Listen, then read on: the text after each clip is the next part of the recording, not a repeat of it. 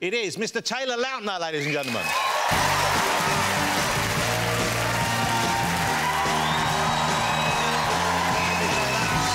Thanks, let me sort out the weight. Here's young Rob.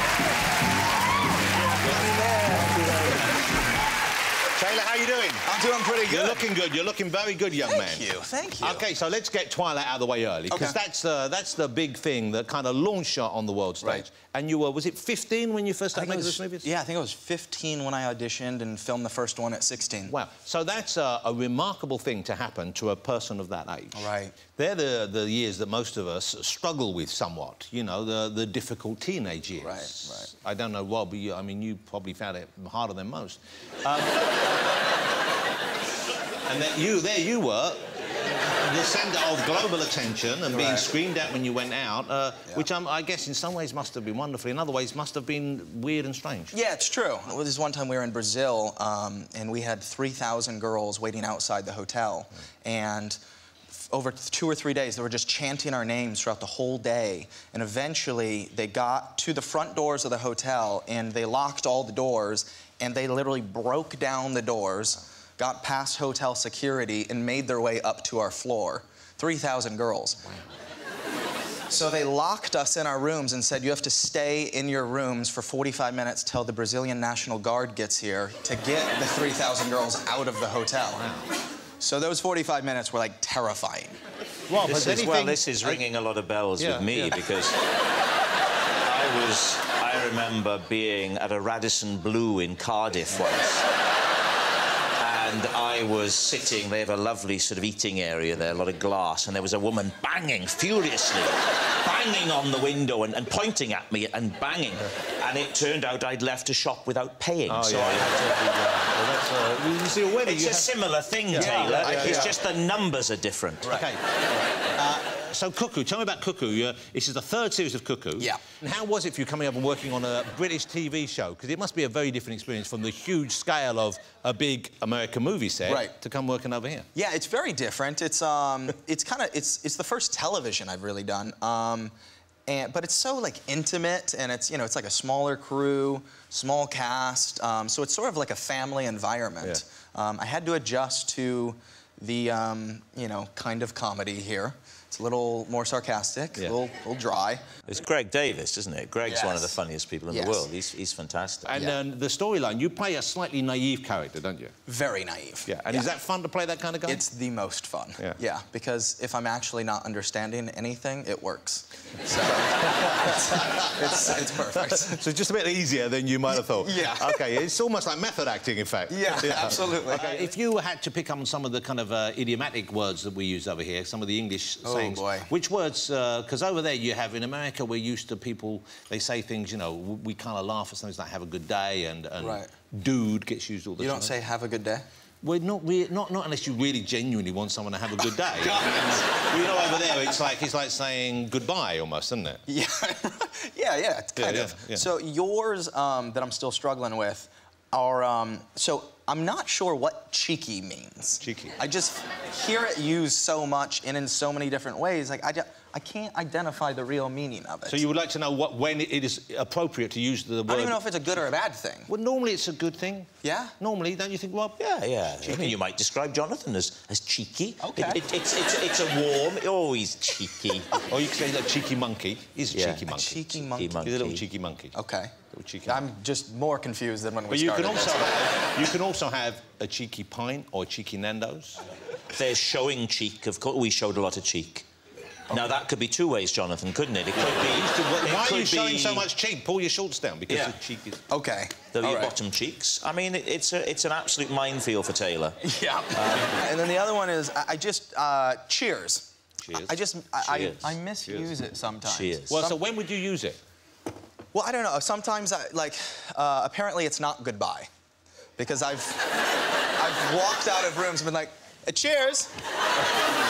And people have been like, no, you can't use it that way. And I'm like, OK, I get the drink cheers, like we... Cheers? Yeah. Salut, cheers, yeah. It's hello, right? No, it's not a hello. Imagine this.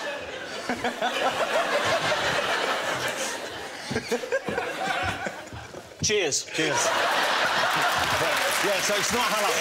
It's not hello, Taylor. It's not hello. when you are being given praise, which for you is going to be a daily occurrence, someone says, hey, I loved you in that thing you did. Oh, cheers. That's the best use of it. You. Yeah, it's a thank you. It's a polite, it's a friendly, casual thank you. OK. It's a nice one to use there. You can also say cheers, big ears. Cheers, big ears. Or cheers, my dears. Cheers, my dears. Cheers, isn't that right? Yes, yes. And if you're ever with a member of the clergy, a vicar or a priest, it's a cheers, shitface.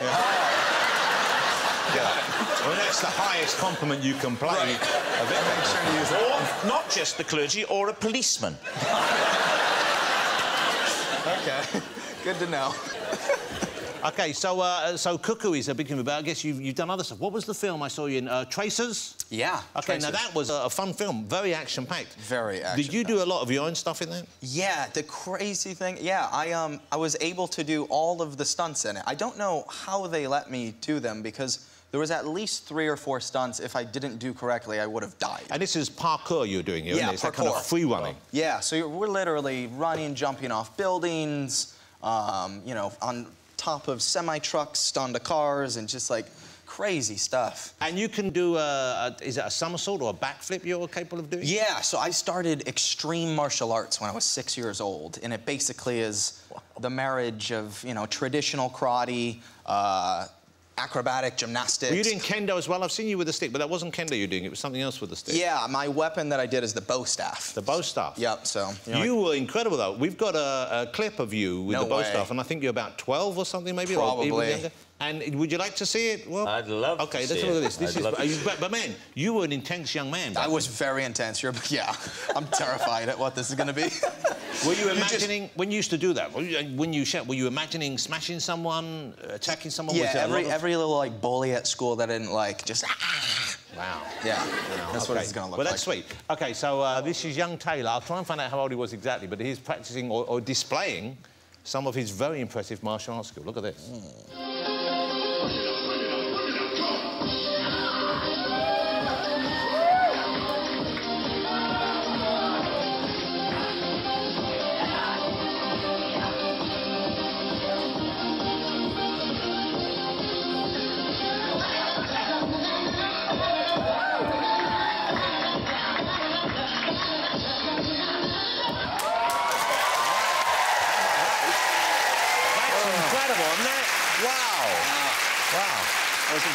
Did you ever, presumably that was all for display, you never got to use that in real life, or did you ever use that against bullies? I use that on a daily basis in back alleys, wow. yeah. Wow. Fighting crime. Yeah. And how high did you get in your martial arts studies? What kind of level did you achieve? So I became a black belt at the age of 10. Wow. And then when I stopped doing it at 14, I was a 4-time world champion. Ooh, wow. Wow, that's incredible. That's incredible. What an achievement. Wow. And do you still bust out the bow staff ever? The flips are easier to bust out because you don't need a... Would you do a flip first? There's a 50-50 chance that my suit splits, but as long as you're OK with me continuing with a split suit... I think I speak for the audience and Rob when I say we'd prefer it if the suit split. Can I just say, if at any point you want me to do some star jumps, I am ready. But can I... What was a star jump? Star jump? OK, watch closely. So you get a nice kind of solid bass, Taylor. Let's have that music, that martial arts music. Yeah, yeah, OK. Are you ready? I'm ready. What's Sensei?